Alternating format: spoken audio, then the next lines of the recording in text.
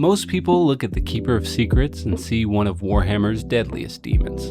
I looked at it and saw a professional wrestler. I'm building an entire wrestling promotion that's actually playable on the tabletop. And today, it's Slaanesh's turn.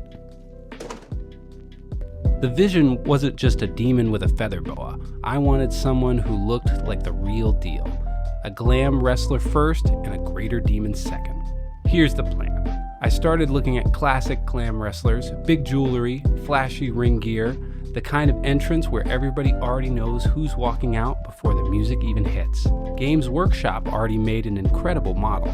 My job was convincing you that she's a wrestler.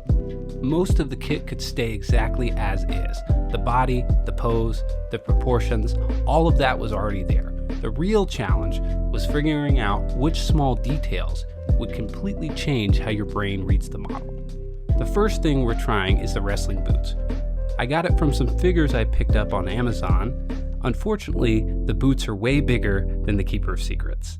I then took some green stuff to try to sculpt some, and when that didn't work, I took the leftover green stuff and made knee and shoulder pads. And at this point, I honestly wasn't sure that anything I came up with was going to work. But I decided to keep pushing, and I added the microphone in place of the spear, and then I decided to print and model another wrestling belt.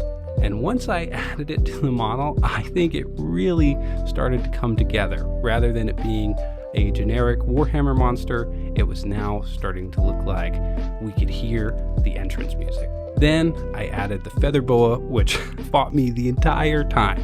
It was way too bulky, and I had to come up with a quick solution because trying to find a plastic feather boa was a lot harder than you think. So I glued it from the inside until it finally became so thin that it matched the silhouette of the model. From there, I moved on to taking care of the base. This is going to be the thing that the character would stand on and make it stand out from everything else on the table. So I wanted a metal ramp with a carpet down the middle, and at the bottom, a crushed space marine.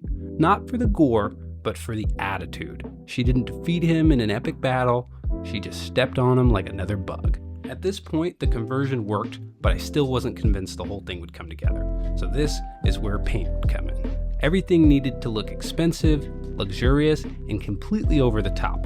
I added heavy pinks, purples, black leather, and then I added as much gold as possible. If this was going to be a champion of Slaanesh, it needed to push the envelope.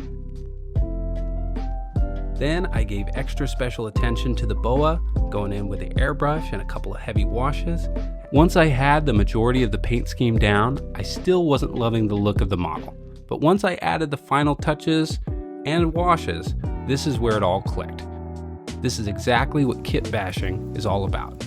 Taking something from its original form and turning it into something completely new. And just like that, we have CHAOSMANIA's newest superstar. But before we get into that, if you like this kind of content and would like to see the rest of the army, definitely like and subscribe for more. I also, as a bonus, added these concession pink horrors that I finished off camera. They have little pretzels and hot dogs, and these were suggested by the comments in the last video. So if you have any suggestions, definitely leave them here. Without further ado, our Keeper of Secrets.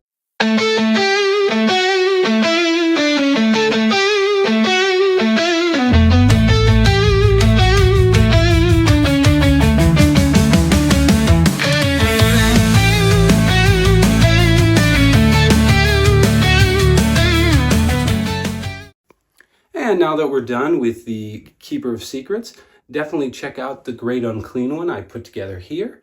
If you like this kind of content, definitely stick around, like and subscribe. There's more where all of this is coming from.